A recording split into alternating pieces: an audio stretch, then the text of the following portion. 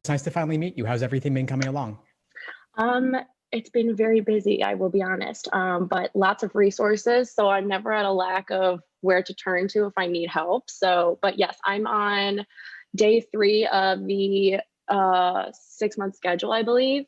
But I have also started to incorporate the 4-month schedule because I'm contemplating trying to take the February test so that I can use April as my backup date and then have the summer to apply, put my applications together and stuff like that. So I'm working on sequencing games right now. And yeah, I am having some trouble with counter positives.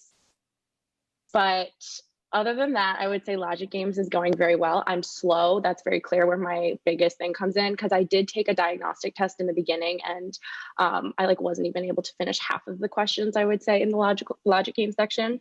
But my timing is getting better once I started using the different forms of diagramming. Because originally I was doing where I instinctually would write place 1, 2, 3, like 1 through 7 or whatever.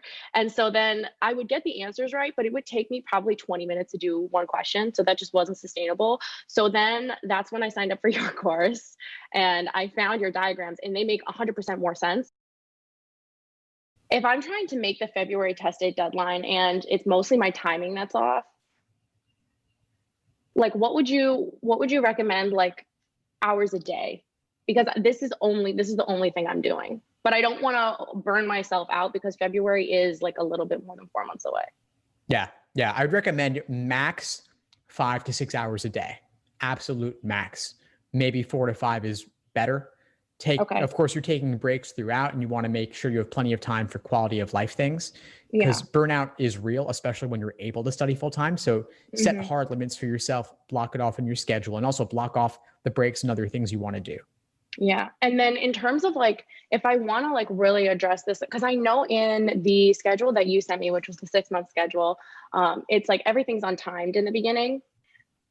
I am nervous that like I'm not, because I did take I did a conditional sequencing problem today and it took me 9 minutes, which is still like over the thing. So how— Well, hold up a second. 9 minutes when your average is 8:45, right? So we're talking about 15 seconds here.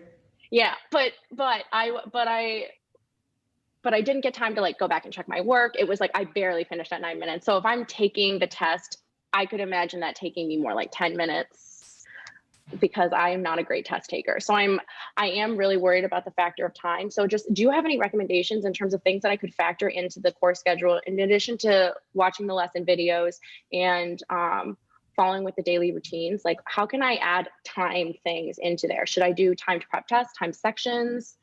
Yeah, great questions. First, I want to stick on the timing individual games though, because I never recommend timing individual games.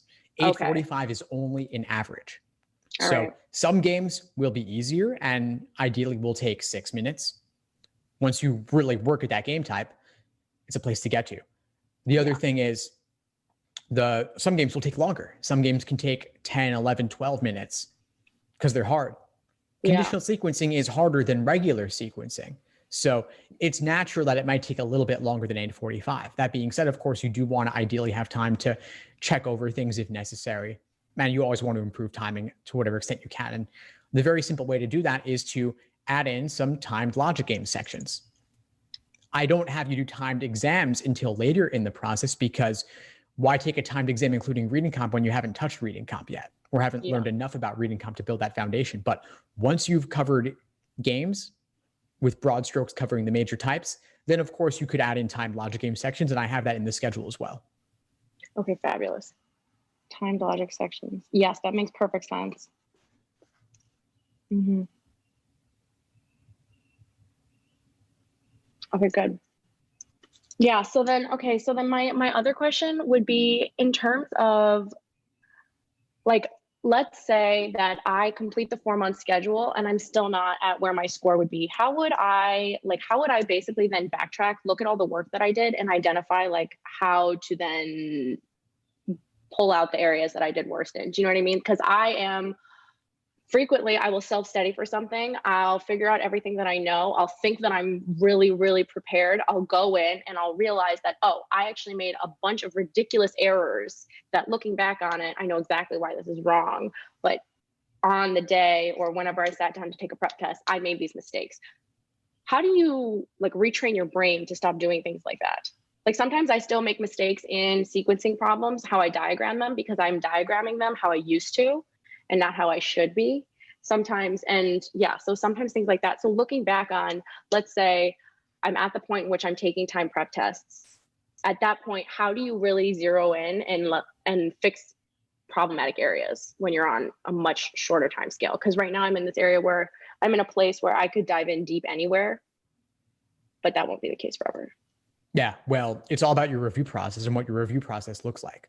And so figuring out where your misunderstanding is coming from, if it's misreading a rule, if it's not having the proper kind of setup, if it's not approaching the questions in the right order or maximizing use of previous work or making inferences up front. Those are things you always want to be looking at after you complete a game. So how much, okay, so if you were to, I know I've read this in your article, mostly it's understanding where the error comes from. But a lot of the time when I understand where the error comes from, I already immediately understand why that is the case. And then my brain doesn't quite make the correction. It just immediately assumes the role of, oh, well, the correct answer is blank, so nothing else makes sense, obviously. But then when I look at the problem again, my brain starts at the bottom, I start my logic reasoning, and then I get to the wrong answer and I make the same mistake twice. So how do I change that? A lot of it's going to be repetition and then focusing enough on the exact process and where exactly your misunderstanding came from. If you focus on it deeply enough, then doing the same problem an hour later or a day later or a week later, you would catch yourself ideally. Okay. Yeah. So just repeat, rinse and repeat. Yeah. Fabulous. Those are all the questions I have. Do you have any like major tips in general for anyone studying for the LSAT in this time? And you would also say that it's likely going to be the LSAT-Flex in February and April, probably, right? So two things. First off, LSAC actually announced already that February and April are both going to be Flex. Oh, fabulous. So you know those are going to be Flex. Yeah, so they're posting prep tests for LSAT-Flex soon, They've right? posted two already. They posted a Flex version of Prep Test 73, and they've also posted a sample of the May 2020 LSAT-Flex. Okay, so the sample May 2020 LSAT-Flex would be like the last prep test I take before I do the test date? Yeah. Okay, yeah. Yeah, I mean, those are all of my questions. I'm just keeping my head down until February, and I hope to be ready for the February LSAT-Flex so that I can hopefully try again in April if it doesn't go as planned. But yeah, I mean, overall, these resources have been phenomenal. I am not the type of person who's going to exceed in the classroom of someone else giving me deadlines. So this is perfect. Fantastic. I'm so glad you found everything helpful. Please keep in touch and let me know if you need anything moving forward. Yeah, fabulous. Thank you so much. My pleasure. Have a good one. You too. Bye, Steve. Thank you. Thanks for tuning into the show. Please subscribe if you haven't done so already to be notified of new episodes as I release them. And feel free to reach out if you need anything at all as you move forward with your prep.